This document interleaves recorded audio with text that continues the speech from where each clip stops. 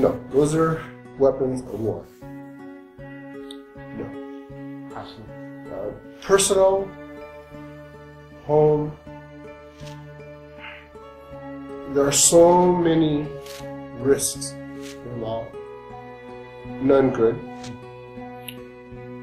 Safety and security, I fully understand. As a parent, as a son,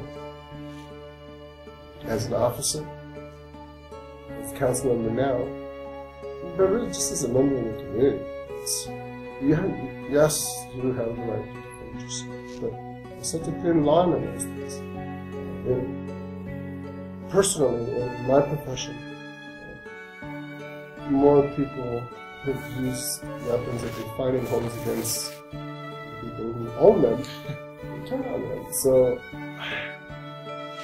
anything to me that is a weapon of war should not be available to soldiers. And this kind of piggybacks on, in James Madison's Federalist Papers, he says the population should be armed as the government. Is this practical as well? It's practical in the sense that they should be, at the very least, aware of what that means.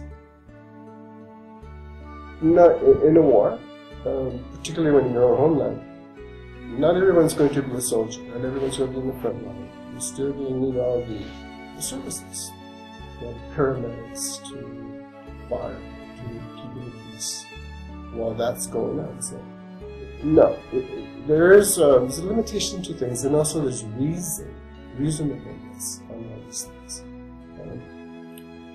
Is that practical? Then, probably, and probably doable. And with this population, and this atmosphere, no, reason needs to come into this.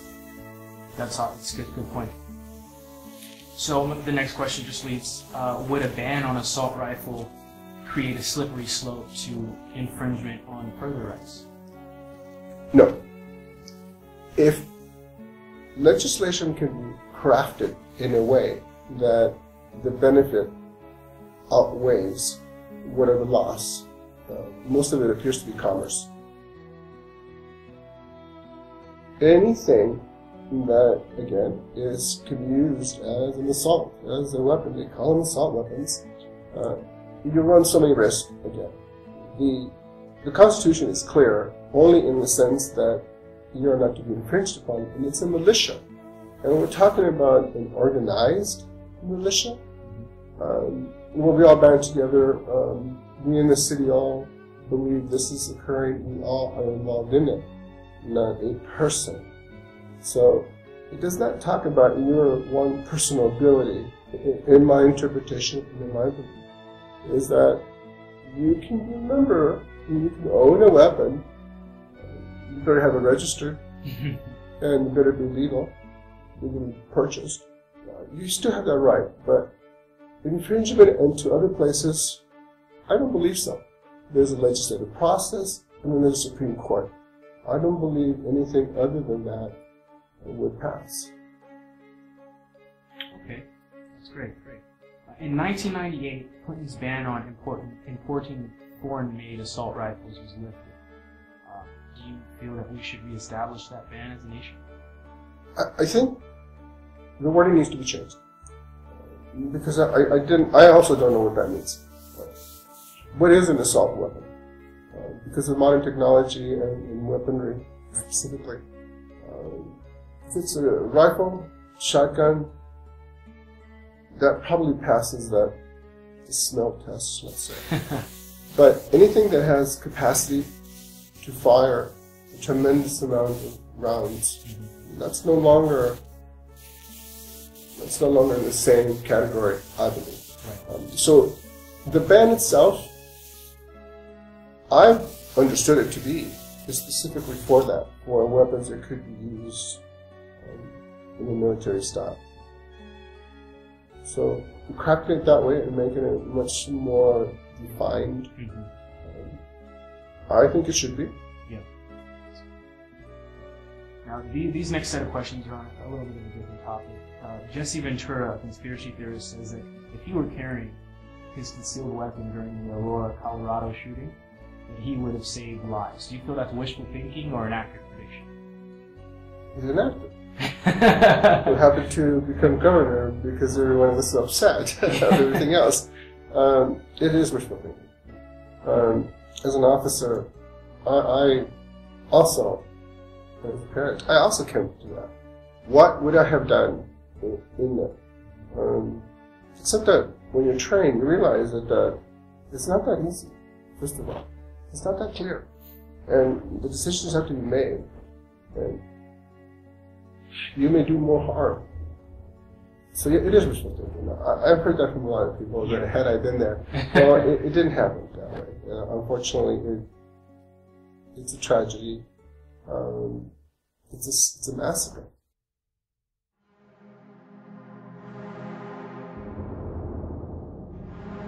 On so many levels.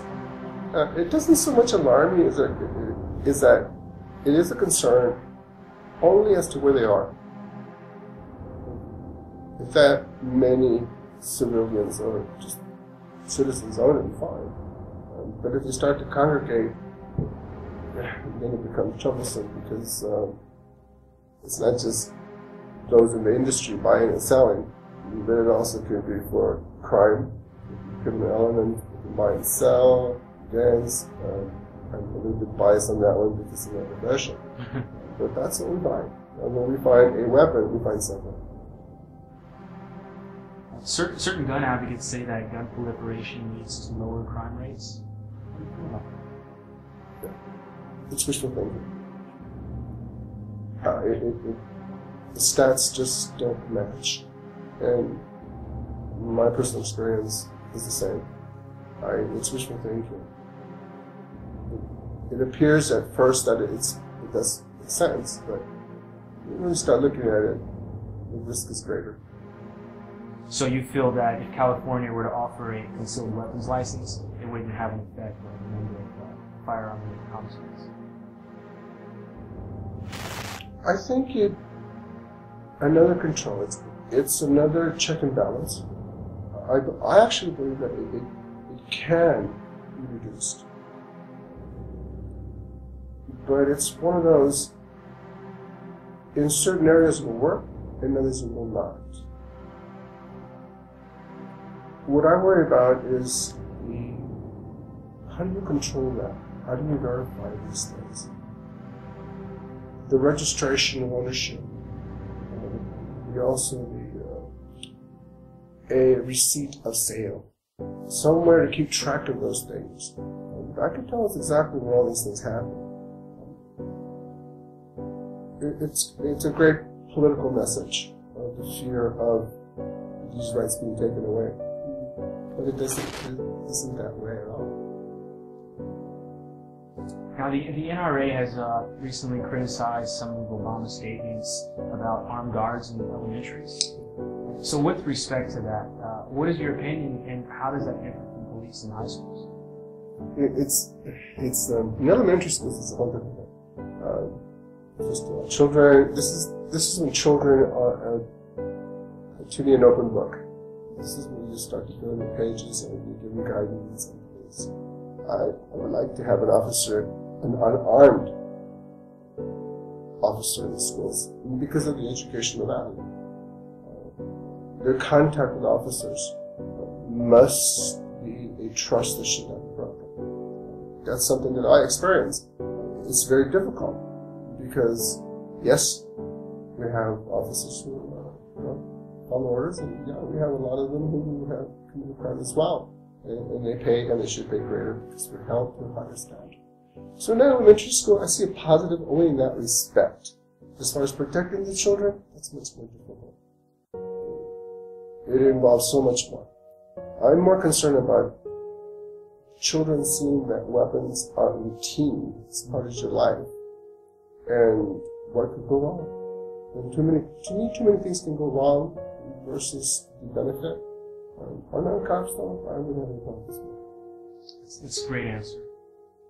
So in the past, we've seen bans on contraband like alcohol, and they've spawned a sort of subculture that further proliferated. Would this occur, in your opinion, if assault rifles were totally banned? It's occurring now. I've been involved in cases where AKs were so routinely available. Basically, give me the money, give me a couple of hours, and I'll come back with one. So, it already exists. All right. So an assault rifle, a ban on assault, do you think an assault rifle is a practical weapon to use for self-defense? No. First of all, it's overkill. Yeah. And unless you have been extensive training such as military.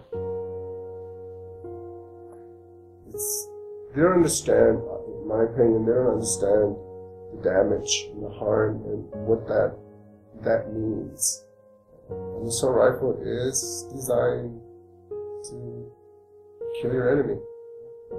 There's not one of these shoot him in the leg or the shoulder things that won't occur. You will do more damage. But also you're looking at what's behind you. There's so many variables that are in that. So if it's an open space, there's going to be more harm.